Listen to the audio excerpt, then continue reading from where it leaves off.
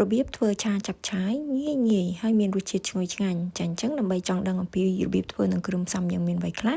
យើងចូលរួមទស្សនាវីដេអូទាំងអស់គ្នា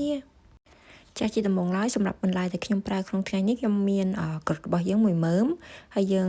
ពុះវាជាពីរហើយយើងហាន់វាជា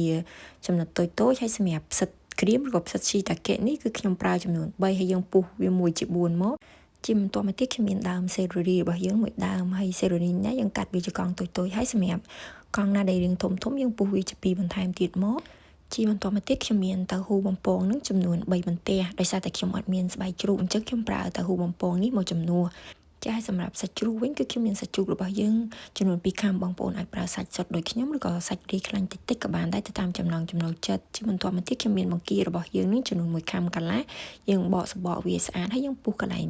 ខ្នងបង្គារបស់យើងហើយយើងខ្វេះយកអាចបង្គារបស់យើងចេញហើយយើងលាងទឹកឲ្យស្អាតមកចាឲ្យក្រៅពីសាច់ជ្រូកនិងបង្គានេះដែរគឺខ្ញុំមានថ្លើមជ្រូករបស់យើងចំនួន2ខាំខ្ញុំទិញថ្លើមជ្រូកដែលគេហាន់រួចហើយឥឡូវយើងចាប់ផ្ដើមលាយទឹកសុះសម្រាប់ឆារបស់យើង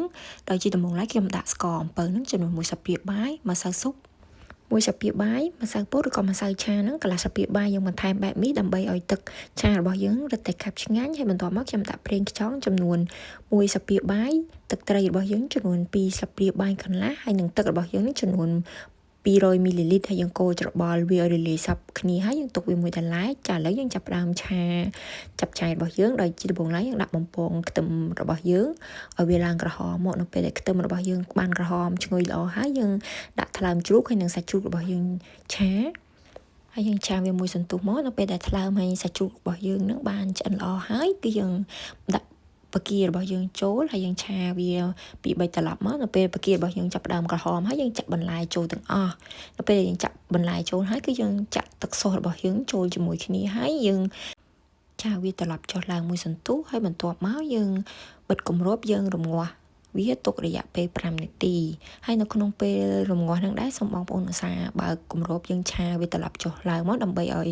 បន្លែហើយនិងសាច់របស់យើងនឹងចូលជាតិបានសព្វល្អចាឥឡូវបន្ទាប់ពីយើងបានរងាស់វាទុកចោលរយៈពេល5នាទីហើយឥឡូវឆាចាប់ឆាយរបស់យើងបានរួចរាល់ហើយនៅមុនពេលញ៉ាំបងប្អូនគ្រាន់តែបន្ថែមស្លឹកខ្ទឹមឬក៏ស្លឹកជីវ៉ាន់ស៊ុយបន្តិចពីលើជាការស្រេច